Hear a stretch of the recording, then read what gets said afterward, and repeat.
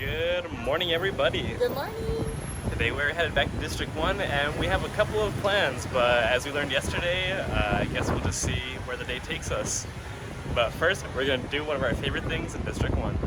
We are starting our day with our favorite smoothies once again, just as soon as we get across this traffic. Hey yo, smoothie check.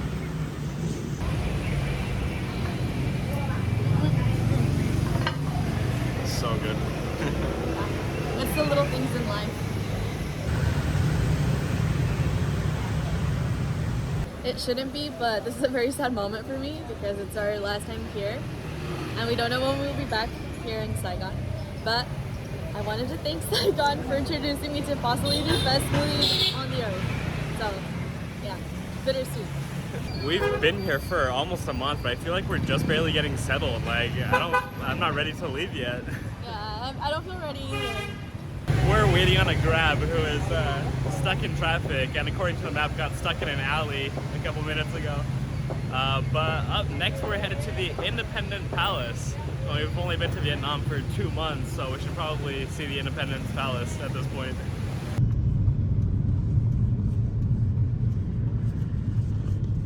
Made it over to the Independence Palace and it looks really pretty outside, so I'm excited to see the inside. But first we gotta get our tickets. We got our admission tickets and we went with the general admission, which includes the palace and some other spots here on the properties. In total it was $130,000, which is about $5.50. So let's go check out the palace. We've driven by this building a few times now, so it'll be neat to actually see what it looks like inside.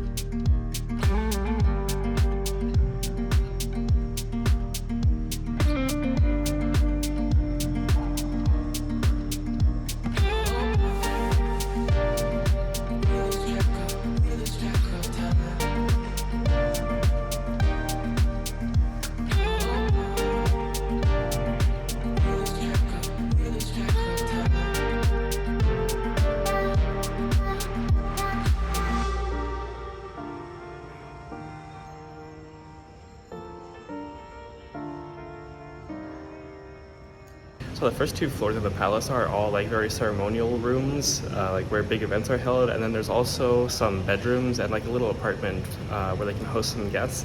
But the top 2 floors are the private residences for the president, and these are really nice. Yeah, I'm getting some inspo for my future house. And they've also got a reading room here. Like, if I were to live here, I would never leave the house.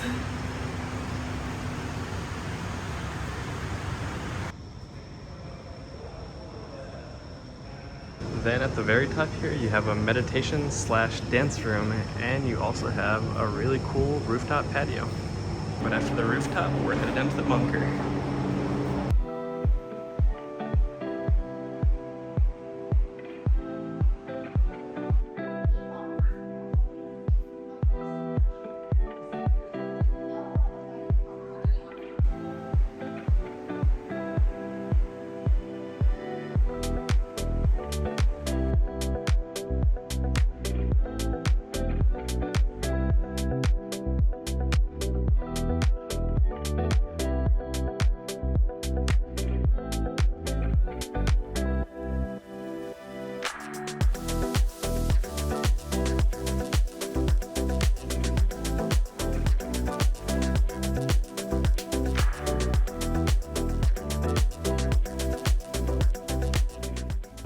then down here is like the real bunker where people could actually live for a while, and where they stashed the president's family during the palace bombing.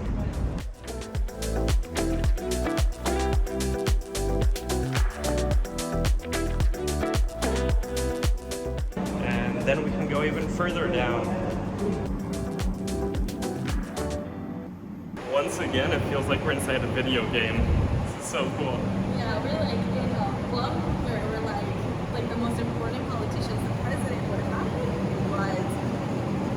And this staircase in particular goes directly all the way to the president's office. And further down here, there's even more rooms where people could hide out.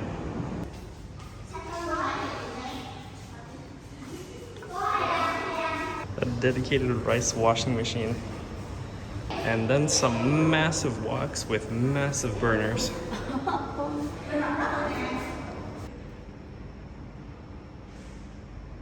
They even had an ice cream machine here. Landmarks in Ho Chi Minh City.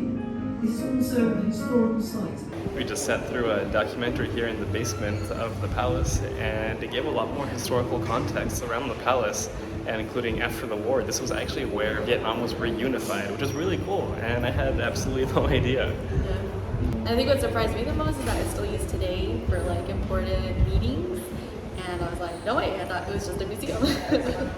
So this building was super, super important in the history of Saigon and Vietnam, which is really neat, and we get to just walk around it and check it out. It's drizzling right here. We can hear the rain coming. The wall's moving. Just a few more seconds, it's gonna hit us. And there's the rain.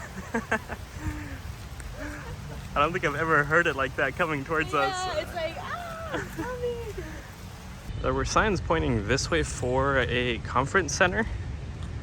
This kind of looks like a conference center, so we're gonna check it out. Okay, you have this big ballroom space that you can rent out. Looks like someone just had their wedding here. There's another museum here that gives a little more historical context about what was going on in Vietnam when the palace was being built. From what we read on the sign, it seems like this might have been the old palace, or like a temporary palace. But there's a lot of reading. Like every single wall is covered with a lot of reading. But it's really, really air conditioned, and there's this really cute seating area that's like a cafe. So I think we're gonna hang out here and enjoy air conditioning. From the outside, the palace looks kind of small, but walking around the inside, we're really getting our steps in. It is huge, and then the whole property surrounding it is just a massive park. It's also huge. I'd love to have a property like this somewhere. Me too, but if we were to get a house like this, I would need one of them golf carts so I could like get around. And all kinds of maids and stuff, because I can't stock that many bars by myself. In front of the palace, they have these two tanks that are the same as the model that crashed through the gate when the palace was taken over by the Northern Army. Ah, don't let it get away.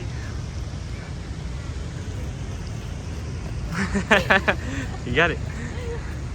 We're trying to make our way out of here, but we keep getting lost because this place is so massive. We're trying to head to the Benh Tanh Food Market though, which sounds like a whole lot of fun. But first we have to figure out how to get out of here and get there. As we slowly make our way out of here, I think that this was a super cool museum and well worth the price of admission. And besides getting to check out a really cool building with a lot of historical importance and also a really cool house, private residences up top, we had to learn a lot of history, and it was cool getting to see where history happened. Yeah, I really like this museum too. And like, I'm surprised you weren't here last time. So now we did it this time. Yeah, Check. Really cool. Yeah, and then leaving this palace makes me want a big house now. Yeah, we've slowly been moving towards smaller places and wanting small places, but I think this changed our mind. Outside it already smells yummy, so let's check it out.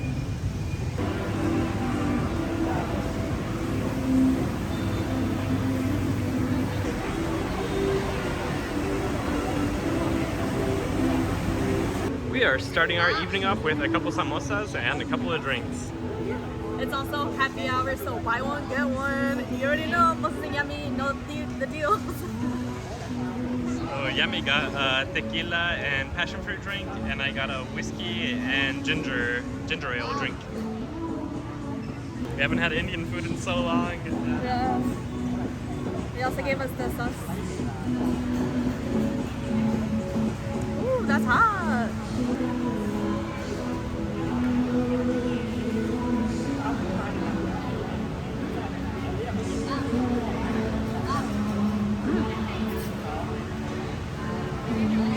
I didn't get too much potato with that bite, but already it's all covered in spice on the inside. Really good. And I really love this painting that they have back here.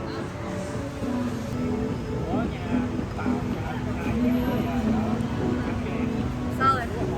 10 out of 10. Samosa. No time to try the drink.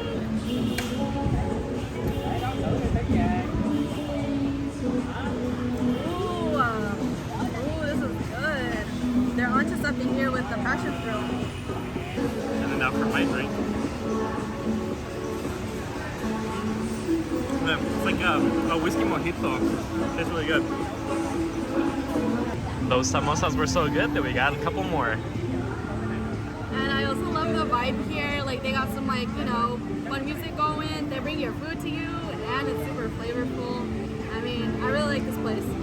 One of our moonshot business ideas when we go back home is to open up a place kind of like this in Albuquerque, but each restaurant is from a different place in the world with all of our favorite foods. It'd be really cool, but I don't know if it'll happen in this lifetime. It might just be because we haven't had Indian food in months, but I would say that those are the best samosas we've ever had. They're so good. For round 2, we are starting with 2 more drinks. I got a Vietnam Gangster and Yami got... I don't know the name, but it's a tequila with kumquat. Yeah. So one thing we like to do when we're like ordering cocktails is like try to get the most like authentic cocktail as possible. And I've never had kumquat before, so let's give it a taste. Oh my god, that's really good. It's like kind of fizzy too, so it's like a sparkling. They like to put sparkling water in it. Very good. And then this is a rum Kahlua and coffee cocktail. Ooh, that's really good. I don't know that Yami would like it though. It's a little bitter. The coffee definitely gives it a strong taste, but it's really good. He knows me so well. We're opposites, huh? The drink I order versus you. And for our main course, we got yellow noodles with stir-fry veggies. And I got some soy sauce that I can make spicy. Let's give it a shot.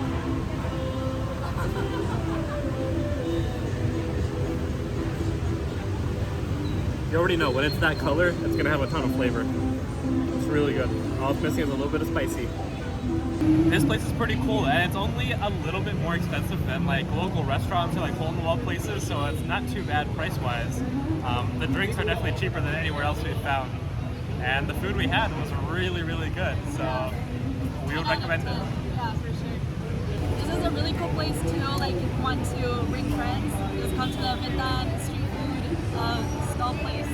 And you don't have any friends like IRL, so we brought you guys with us. This is the street food market, and we really had a great time here. Now we're just waiting on our grab.